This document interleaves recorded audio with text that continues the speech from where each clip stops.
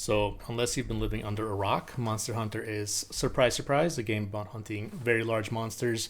The core gameplay loop is broken down into essentially three different parts. You have your prep phase, where you're at a home base or one of the various camps throughout the world of Monster Hunter Wilds, where you prep ingredients to bring with you on the hunts, different restoratives, health potions, things to cure, like if you have different blights that have been inflicted on you or poison or things like that. Any offensive tools like explosive barrels, traps, basically anything like that, anything that might help you on the hunt. You do in the prep phase. You will cook a meal, which will give you buffs to your health, your stamina, attack or defense or elemental resistance. You can add ingredients to your meal to give you certain, different perks that also do more things and synergize well with, various things in the game. Basically, this is where you do everything necessary to ensure you have, a good time with the monster.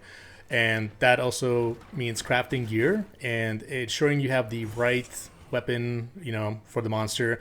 To do this, you have what's called the monster playbook. You can review monsters you fought. It'll tell you, a little bit of lore about them, sort of what they do, kind of their patterns, what is effective against them, sharp, piercing, how effective it is. There's different tiers. It's like a slashing type weapon, like a sword, how effective it is against it, and certain things like if a monster has very scaly, heavy armor, maybe don't bring a bow. I've made that mistake.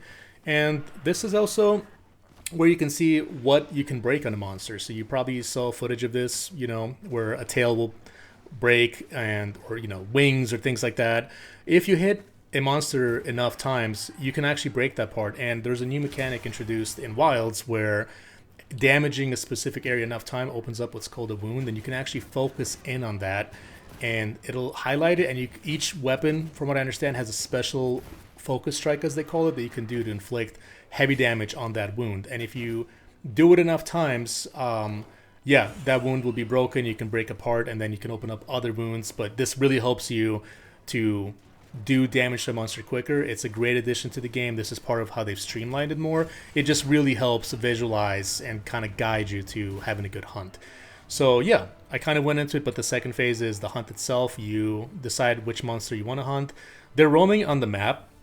You can always see them kind of, going about their day. And there's actually a really cool system in Wilds also on the map, which is a great resource, by the way. Everything you want to see is there, all the different types of loot, literally everything. It's a great resource.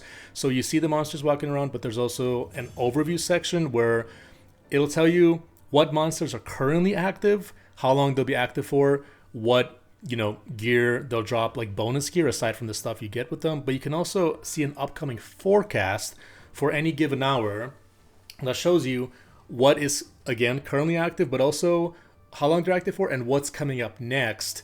So this way you can kind of visualize, okay, this next monster is, on the forecast, and it looks like it appears in this season. The interesting thing about Wilds is they introduced this mechanic of seasons. I don't believe this was in World. It's been about 6 years, but I don't recall that.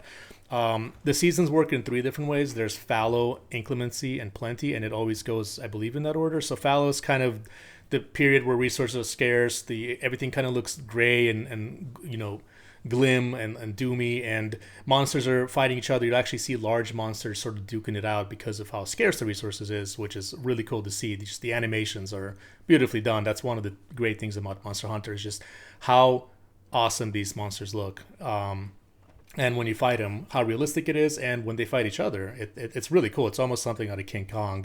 But yeah, so following that period, it goes into inclemency, which is the actual storms. There's actually something about the story that tie into that. I won't go into too much. The story is not why people play Monster Hunter, and guess what? It sucks ass in this one too. Please don't come here looking for a AAA experience. You'll just be disappointed. So you really should just think of Monster Hunter as a game about hunting monsters and doing that repeatedly, hunting stronger versions of them. You can almost think of it like a ARPG in the sense that it's sort of like a third-person action game, Diablo or Path of Exile. It's just a lot less, instead of like hunting down drones of enemies, you're fighting like one large boss, and there's like 29 of them at launch, and they'll add more, and each have weaknesses, move sets, and gear or materials they'll drop that you can use to craft really cool gear. And that essentially goes into the third phase. So you've hunted the monster, you fought it, Now you gather, the materials from it. You can craft better gear, and the cool thing is the armor in Monster Hunter is actually themed after the monsters that you're hunting. So they look really cool. Like you'll fight, certain like octopuses and birds, wyverns, various different ones, and they'll have different elements from that into the actual armor. Each armor has variants, alpha and beta. So the alpha, I believe, has more defense, and then the beta version has less defense but more slots, which you can slot what's called decorations into. They're jewels that have different levels of skills. Anything from offensive ones you can slot into your weapons that add elemental damage or crit chance or things to that extent to defend. And a high enough level you'll just have maybe full resistance. And a high enough level you'll just have full resistance levels. When you're starting out in the campaign, you're in what's called low rank. The jewels are broken down into different levels. When you're starting out in the campaign, you're in what's called low rank, so you get just pretty shitty ranked gear. They're broken down by tiers, and they're called rarity. So you can think of rarity as a tier. In low rank, there's low rank and high rank.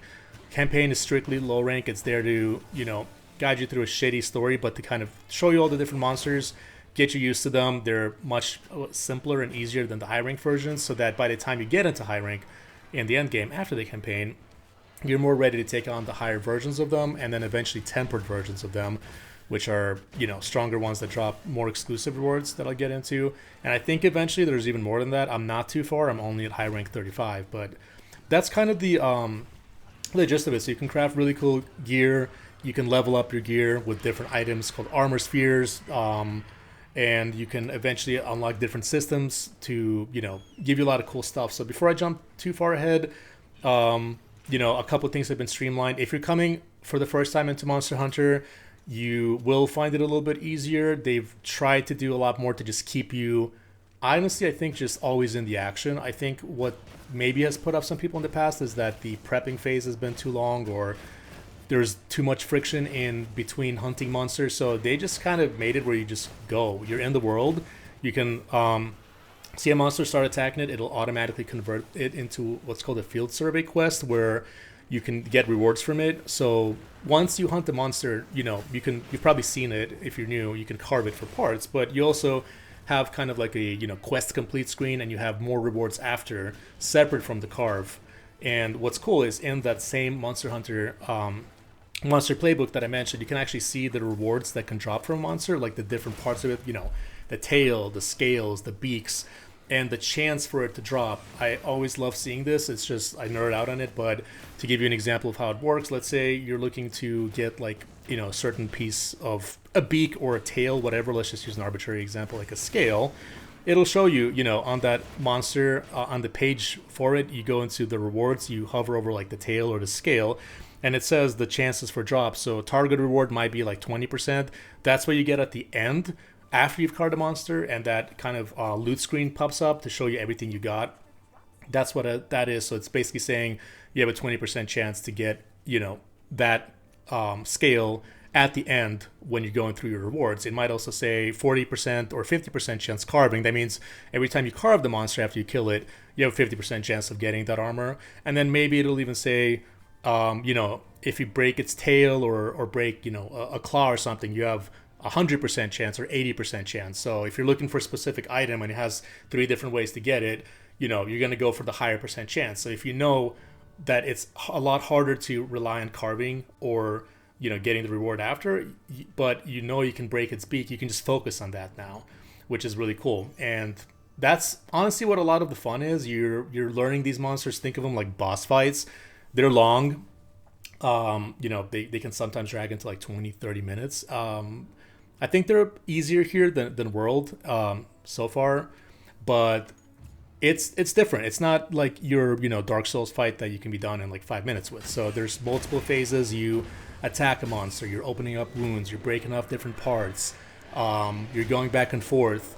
Eventually it kind of retreats to recover a little bit. You got to chase it down through a whole different part of the region you're in. You keep doing that, it goes to a different part. Eventually it starts weakening, it starts staggering, it moves slower. You can actually see all that, and throughout the fight you can actually see the damage you're inflicting on it through the different wounds, and if you're broken off different pieces of it, which is really cool. And by the end it's barely walking, it's just lumbering along. You'll actually see a skull icon on the minimap. You can keep fighting it a little longer at that point to kill it and carve it to get those bonus, carving rewards, or you can actually trap it. There's a couple different traps in the game you can lay down, and when you get a monster weak enough, if they spring the trap, you then have trank like bombs, or if you're using a certain weapon like a bow gun, it's called, you can have trank ammo, and you throw a couple of those, and essentially that is considered as capturing the monster. You don't get to carve it for rewards, but it is quicker strictly for farming because you get to just get to that end reward and get that hunter experience faster than if you were to finish and fully kill it. So from a farming perspective, it's actually quicker to just kill. So yeah, the campaign, as I mentioned, is not anything to write home about. It's just there to introduce you to things. To go briefly into the story, there's essentially a little boy that your team kind of stumbles upon, and you're tasked with reuniting him to his lost families in some weird unknown part of the world. And along the way, you find out about a certain kind of monster that's not all there, and the boy has PTSD about it, and it all is connected by the end. And in general, the story of Monster Hunter is you're part of this hunting guild.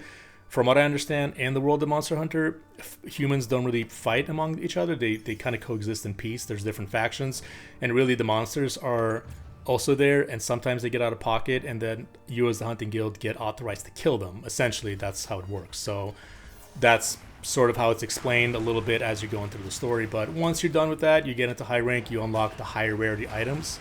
So 1 through 4, as I mentioned, pretty shitty. Once you get the high rank, you'll unlock 5, I believe up through 8. So far I only have rank 6 weapon and armor, but already it's much better. And you get higher rank jewels, armor with more slots. It's really fun. And a couple more end game systems open up for you. So a really cool one is, as I've mentioned, aside from just fighting the higher rank monsters and then getting higher rank, materials from them, crafting high rank armor and weapons, there'll be variations of these monsters called tempered, which is a step up from just being already harder. They're broken down already by category. So if you hover over, the monster's name in the overview on the map to see, where it is and get info about it, there'll be a star rating, which is kind of its rank. Then there'll be multiple purple stars. That's how its strength. I'm not sure if that actually determines how strong it is, but it determines how much extra loot it can drop, which you can actually see in that section. So ideally, you're looking for the higher rank star and more of those purple stars to get the most loot. But you can also get tempered variations of those, which drop exclusive items called Atrian gear, which is new to this game, and it's basically what's used to craft what I think is the top tier weapons called Atrian weapons. They're called devices. They drop things like blades, tubes, like saws, different other kind of device type things, and each one has an elemental type effect to it. It's got an affinity, which I believe is kind of like the crit chances in this game, and you have basically like the raw DPS value, like the damage value, and depending on how you combine, each weapon takes 3 of these devices. Like for example, I have an Atrian bow that I made. It took 2 tubes and I believe a device. Depending on if all the tubes are of the same element, let's say fire, then you'll get a huge boost of elemental fire damage. Your affinity will go up a certain amount, and then your damage. So those 3, it's always those 3 amounts, damage, affinity, and elemental, that will determine how it turns out. And then past that, you can also level them up even more with specific ore that you get from one of the factions in this game that you always just kind of get. They just sort of give it to you. Drearicide, Speclight, I think, or Cocklight is one of the stronger one, and you can basically reinforce these weapons. So that's one of the end game systems. You're fighting these tempered monsters, getting these Atrian devices to craft Atrian weapons that you then reinforce. Aside from that, you have material gathering. So I know in World, they had kind of like a garden that you could use to grow different things, whereas in this game, they just have different NPCs that can gather materials, and I think you can unlock up to 5, and you essentially have them. You can pick from them what to gather. You can gather a lot of different types. You can have them go for a specific one. You can have them go for any, or they just bring you random ones. And then there's the rarity, like how hard it is to get. So things like null berries, which can be used to cure blights for monsters, are a lot rarer. So if you select that one, you're gonna get fewer of them and sprinkled with some other stuff. And then some really common things like herbs will, you'll always just get a full stack of them. So that's another one. You also have what's called the melting pot in the end game, where you can take those jewels that I mentioned called decorations, and essentially, if you don't need them, you can melt them into like a resource, like it's a point value that you get, and it costs certain points to get a new jewel. So you're smelting or melting decorations, and think of it like you get 100 decoration points. There's an actual word for it that I forgot, and you can use those points to basically just craft new ones. So that's an interesting way of recycling and rolling, I guess, for better jewels, which again are the things that you can slot into armor that have slotted types. And am I missing anything here in the end game? I think that is mostly it. Then the actual way that you hunt monsters, there's several ways. Like I mentioned, you can now just start attacking one in the wild and it'll open up a quest for you. Or in the minimap, if you ever see a monster roaming around at that time, you can opt to do the quest that way. And the quest I'm talking about is called the field survey. That's your basic one. You start it. It has like a waypoint to the monster. You can hop on your Tesla, your little bird. It'll take you to it. You fight it. You get the rewards. You can also save as an investigation instead of a field survey. This will cost guild points, which is a resource you just get plenty of throughout the game that you can also use to buy certain provisions from a person that comes every now and then. And you can spend a little bit of this resource, but it saves that monster as an investigation that you can fight 3 times. And the good thing is, even if the monster ends up leaving, if you saved it as an investigation, you can just go to your quest handler and they'll let you just pick it up and you can do it 3 times in a row. So a lot of really good things. I played with the greatsword. I'm now doing the bow, and the move sets are fun. There's just a lot of different ways to learn. All the weapons feel like different weapons.